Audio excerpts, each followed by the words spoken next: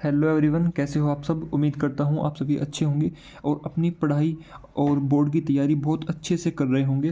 तो चलिए एक बार देख लेते हैं आज का जो वीडियो का टॉपिक है क्या होने वाला है।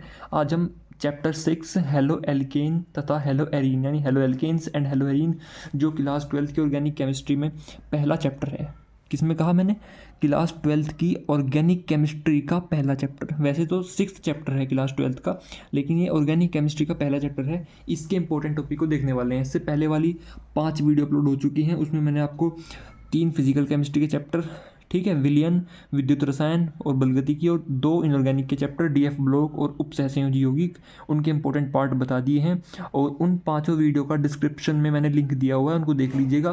फिलहाल आज हम यहाँ पे इस चैप्टर के इंपॉर्टेंट टॉपिक सब ऑर्गेनिक केमिस्ट्री के डेली करके इंपॉर्टेंट टॉपिक्स को देखेंगे। तो थोड़ा सा ऑर्गेनिक केमिस्ट्री में आपको थोड़ा सा उन 5 चैप्टर से हार्ड पड़ेगा, लेकिन मैं इसी तरीके से इस चीज़ को आपके लिए यहाँ पर लेकर आया हूँ कि चीज़ें आसान लगें। तो देखिए आपको क्या क्या पढ़ना है।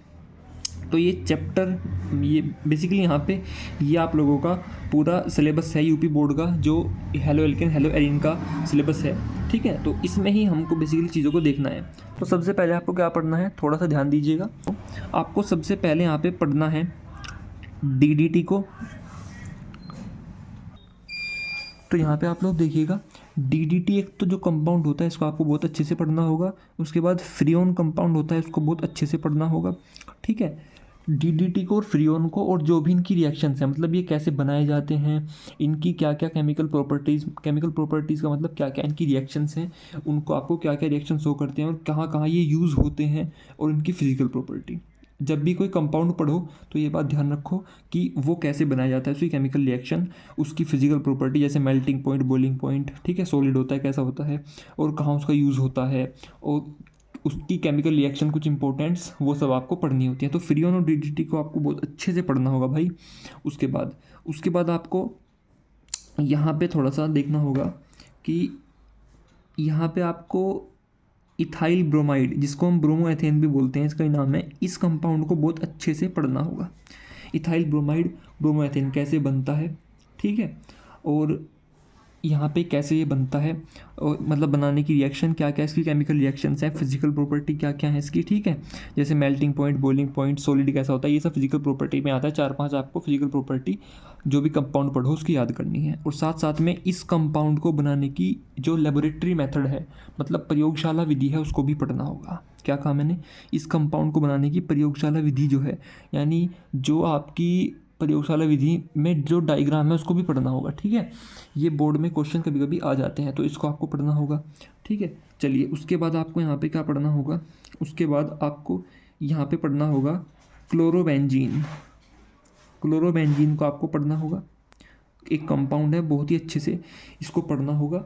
और इसमें आपको क्या पढ़ना है, इसको बनाने की विधि क्या क्या है, इसकी क्या क्या रिएक्शंस हैं, ठीक है, और इसमें बेसिकली क्या इसकी फिजिकल केमिकल प्रॉपर्टीज़ हैं, कैसा कंपाउंड है ये सब चीज़ आपको पढ़नी होगी। तो इथाइल ब्रोमाइड, फ्रियोन, डीडीटी और क्लोरोबेंजीन, इन कंपाउंड को आपको स्टडी करना होगा, इनकी सारी केमिकल रिएक्शंस को, क्योंकि कभी कभी कंपाउंड का नाम ना देकर केमिकल रिएक्शंस भी दे दी जाती है।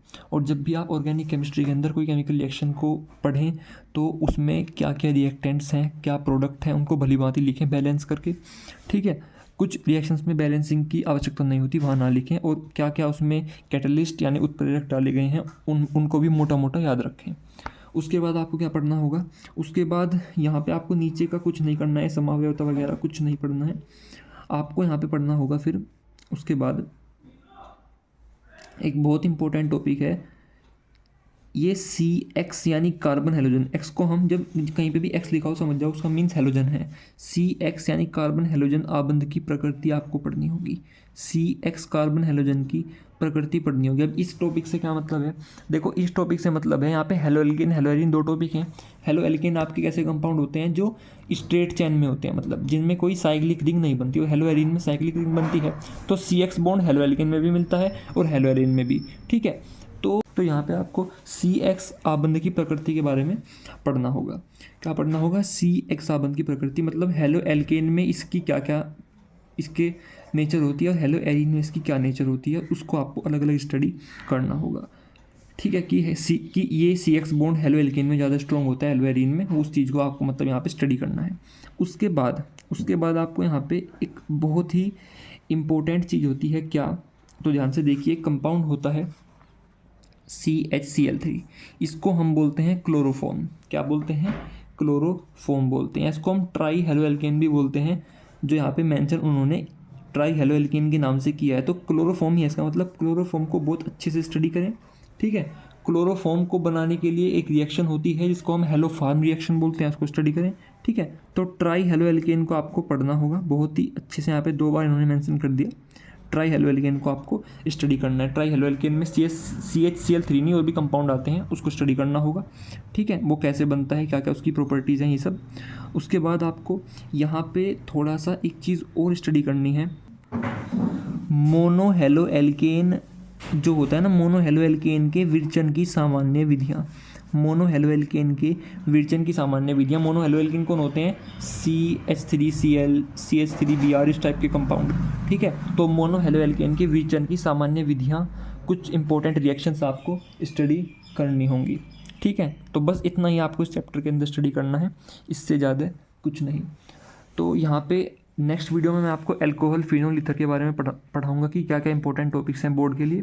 क्लोरोबेंजीन पढ़ना है, DDT पढ़ना है, फ्रीओन पढ़ना है, ट्राई हेलो एल्केन में जो CHCl3 होता है इसके बारे में बहुत कुछ पढ़ना होगा। उसके बाद आपको यहाँ पे मोनो हेलो एल्केन के विरचन की सामान्य विधियाँ, CX बॉन्ड की नेचर हेलो एल्केन के अंदर अलग से और हेलो एरीन के अंदर अलग से पढ़नी होगी, ठीक है। तो ये सब चीज़ें इसमें आपको स्टडी करनी है। तो यहाँ पे इस चैप्टर के इंपॉर्टेंट पॉइंट्स पूरे होते हैं, इन चीज़ों को स्टडी कीजिए। उसके बाद कुछ इंपॉर्टेंट टॉपिक्स होने वाले हैं चैप्टर के, मतलब कुछ क्वेश्चन बन सकते हैं पूरी ऑर्गेनिक केमिस्ट्री से, वो सब मैं आपको इकट्ठे कराऊंगा। पहले हर चैप्टर के जो टॉपिक्स मैं बता रहा हूँ उसको कवर कीजिए। तो यहाँ पे इस चैप्टर के लिए इतना सफिशेंट है। और पहली 5 वीडियो के लिंक डिस्क्रिप्शन में दिए गए हैं, और वीडियो को जितना हो सकता है शेयर कीजिए। तो मिलते हैं आपसे नेक्स्ट वीडियो में। धन्यवाद। वीडियो को लाइक करें, शेयर करें और सब्सक्राइब करें।